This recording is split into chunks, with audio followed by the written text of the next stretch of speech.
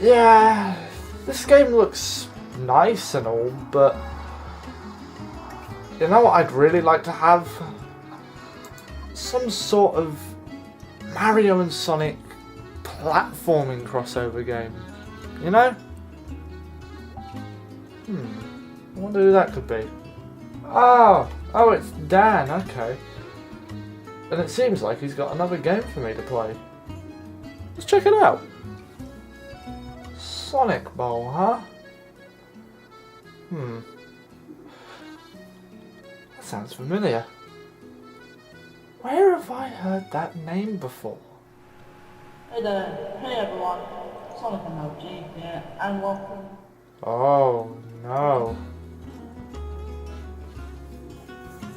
Well, things definitely change.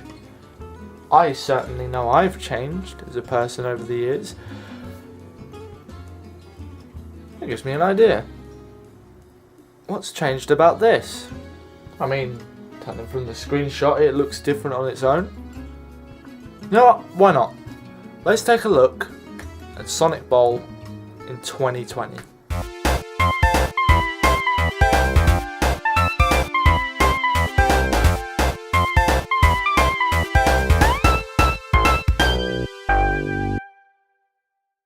So from the memory you saw, you may know that I already have a bit of a history with this game.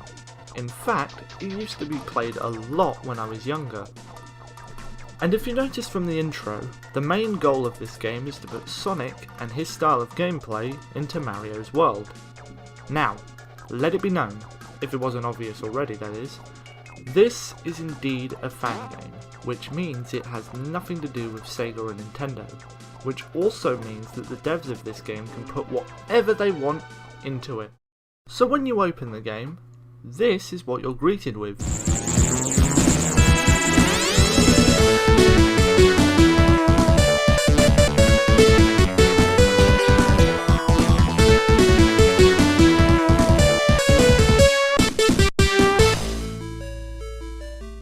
Well, how's that for an introduction, eh?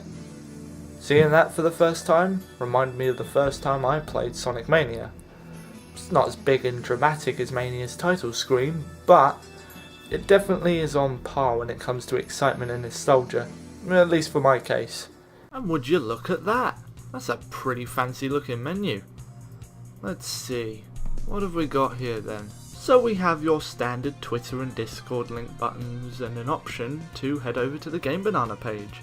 For those wondering, Game Banana is a website mainly used for finding and modding the games you love, such as Sonic Adventure, Sonic Mania, and since it's here, Sonic Boll. The settings menu for all your desired window changes, keyboard and controller bindings, and other options to mess around with until you're happy. Quick Play, a randomly generated selection of levels to play through and characters to play as. Replays, which I never actually looked into, but if I'm to go by logic, you should be able to record your playthrough in-game and re-watch what you played afterwards, to maybe see where you went wrong and correct mistakes when you decide to play again. A level editor? Yeah, this one caught me off guard when I first saw it. It's basically just like Mario Maker, but as well as Mario characters, you can also play as Sonic characters when you've finished making a level. Bundles, i.e. the place where your mods go when you've downloaded them and want to use them, and Play Game, the main option to go in and play the game in its entirety. Let's go in and see what else awaits us. But first, we have to select a character. There are 10 characters to choose from, 2 of which being unlockable. Let's see who we have. From the top row, we have Sonic, Tails, Knuckles, Amy Rose, and Robo Sonic from Sonic 2. And from the bottom row, we have Mario, Luigi, and Stanley from Donkey Kong 3. Interesting choice. I started off with Mario since, at the end of the day, it is his game, despite Sonic being in the title. And off we... whoa! Well, okay. Looks like we have some customizable options to choose from before we start playing. We have a level and world select, so you can start from any point in the game, even being able to skip right to the end level if you wanted to. Which is another thing. this game has every world and level from the original game and Super Mario Bros. The Lost Levels. Why is this impressive? Well, in older versions, a lot of worlds were unfinished or just not there at all, so it's nice to see them all here, and more. You have the option to play in order, the way the game was intended to be played, choose a random level of your liking after you complete one, or have the game itself randomise the level and worlds for you, meaning you get a completely new experience every time. As well as that, there's also an option to choose what game style to play with while playing through, kinda like Mario Maker. These styles include a reimagining of the old sprites to a more 16-bit vibe, I'll talk about this style more in depth later, a Super Mario Bros. Freestyle, the original sprites from Super Mario Bros., and a Super Mario World style. And then there are some other things thrown in there as well, like being able to change what music you listen to in-game, with music from Super Giana Sisters, Street Fighter, JoJo's Bizarre Adventure. What? I mean, sure, why not?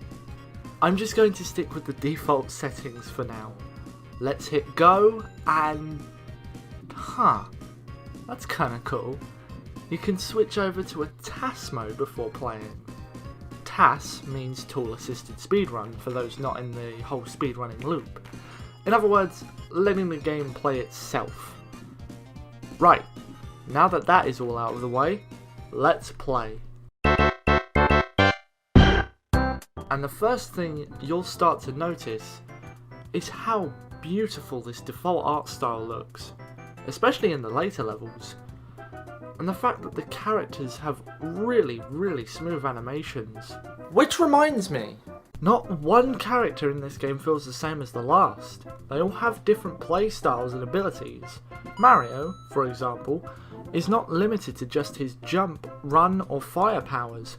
He also has his ground pound, long jump and wall jump from Super Mario 64, a spinning jump from Mario World, and while running and holding down, he will roll into a slide. And that's just one character. I'll let you find the rest on your own, since this video would be way too long if we were to talk about them all here. The gameplay itself is really quite nice on most characters, though Tails and Knuckles can really break the game's levels with their flight and gliding abilities, and Sonic feels a lot more slippery than he does in the actual games. But the worst by far in my opinion is Robo Sonic, who just slips all over the place like he's on ice, making the castle levels a real hassle to play through. I'm not sure if it was intentional for him to play like this, but if so, then you did a good job at making a character who was basically hard mode. but so far, things seem to be going great. The game is perfectly fine, aside from a few nitpicks I have. No, let's keep going and see what else this game has in store. Well, when you get to one of these checkpoints, a star ring will start to circle above your head. Jumping into it will start a timer and spawn 8 red coins. Collecting them all in time will result in getting either a power-up or a 1-up, just like in New Super Mario Bros. And by far the best thing in this game are the special stages. To access one of them, you need to find one of these things. They're called shards, and when collecting one of them and going to a checkpoint, you'll see that something is a bit different with the stars themselves, and jumping into them takes you to this. Excitement peaked once more when I saw this. In these, you play as a polygonal ball which has different colours depending on the character you play as, which is really cool. Your goal is to roll around and collect as many coins needed to open gates stopping you from progressing, or hitting switches to open places you can get to and collect the Chaos Emeralds. Yes! Emeralds are in this game! And while I wasn't able to get all of them, 'cause I suck, I did find out, however, that there are more emeralds to collect as seen by the green one here, instead of it just being orange like I thought they all were. As for the story for this game, it's just the original Mario Bros. Nothing has changed. Bowser kidnaps Peach and you have to go save her. Now there's only one more thing I feel needs to be talked about here, and it's the character skins. Yes, they have character skins in this game. I did save this one for last, however, that's because it was such a neat and funny little thing that needed to be shown off in my opinion.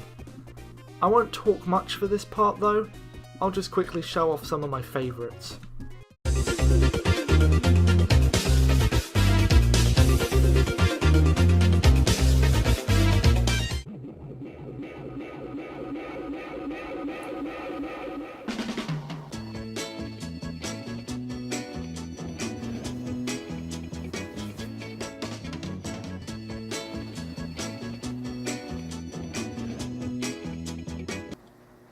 But why?